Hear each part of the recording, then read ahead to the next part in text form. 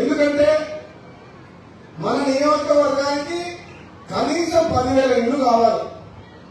కావాలన్నా వద్దా? చెప్పు మీరు కావాలన్నా వద్దా? నిధులు వచ్చినాయి. ఇప్పుడు ఎన్ని వచ్చినాయి? 3,500 వచ్చినాయి. ఇంకెన్ని కావాలి? 6,000. ఊరికి ఇంకా 30 కావాలన్నా వద్దా?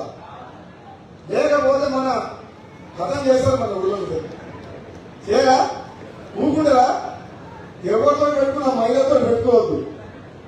మహిళా శక్తి అంటే ఆదిశక్తి. వాళ్ళ కోపం వస్తే మసై పోవాల్సిందే. మహిళలు సంతోషంగా ఉంటేనే ఆ ఇంట్లో సంసారం పిల్లలు అందరూ సంతోషంగా ఉంటారు. అందుకనే చెప్తున్నా, మహిళా సోదరి వాళ్ళందరూ కూడా చెప్తున్నా, మీ ఇల్లు కట్టే విషయంలో కూడా సిమెంట్ స్టీల్ ధరలు పెరిగినాయి. మేడం ఇప్పుడు ఈ మధ్య కాలంలో 100 రూపాయలు సిమెంట్ ధర పెరిగింది. ఎంత ఇప్పుడు బ్యాగు? 350. మొదలడానికి ఎంత ఉండే? 240, 270 ఉండే.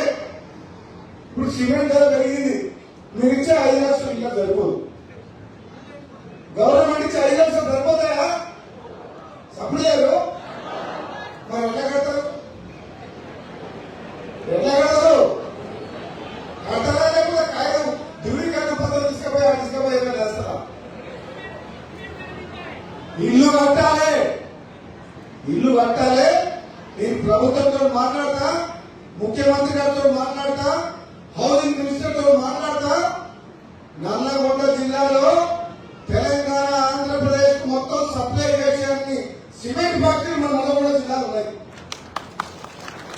విజయాల నుంచి మొదలు పెట్టుకుంటే గోదావరి హుజూర్నగర్ వాడపై ఏరియాల మొత్తం పెద్ద పెద్ద సిమెంట్ కంపెనీలు ఉన్నాయి.